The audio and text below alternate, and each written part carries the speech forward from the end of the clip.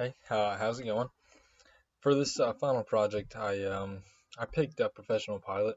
The reason I picked that is just because that's what I'm gonna be. That's what I'm striving to be. So went ahead and went with that profession, just because it interests me the most. It had the most, I guess, stuff to it that I could really get into. Um, so first off, I put so getting your pilot's license. So you're gonna have to be at least 17 years of age. Um, you're gonna have to attain pilot certification. You must pass a third class medical exam, find a flight school or private instructor that's gonna be able to do that for you. Um, pass the FAA written exam and then a check ride exam. I actually had a class last semester here at Liberty that prepared me for that written exam. Um, it was a pretty good class. I really enjoyed it. It really helped out a lot, um, especially with the programs that it told me to use with the Cessna King class. Um, that really does help out a lot with I guess getting prepared as far as a step by step, slide by slide kind of a explanation of everything you need to know for that written exam. And then you just get your pilot's license and then you're good to go. Start flying. So different licenses and certifications with professional pilot here.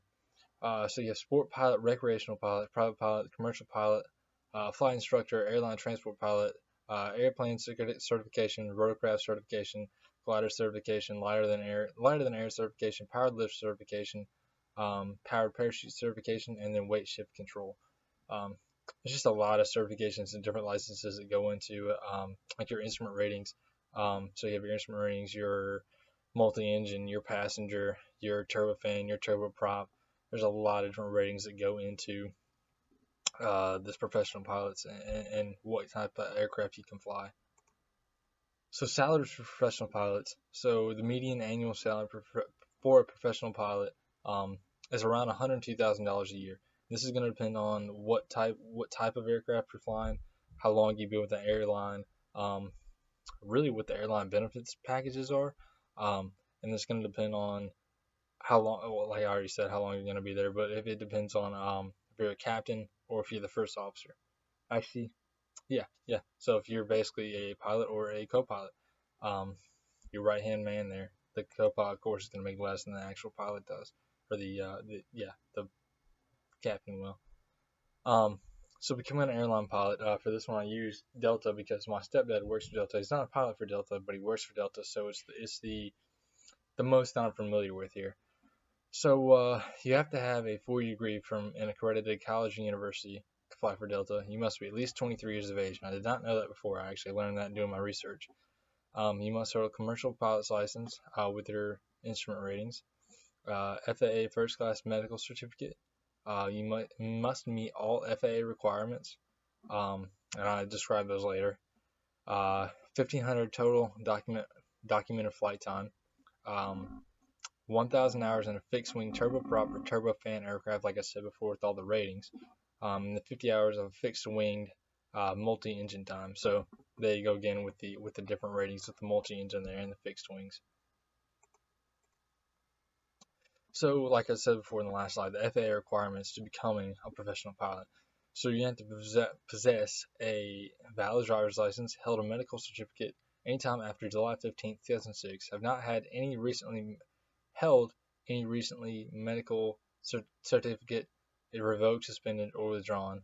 Um, have not had the most recent application of an airman medical certification completed or denied. Have taken a medical education course within the past 24 calendar months. Must have completed a comprehensive medical examination with a physician within the past 48 months.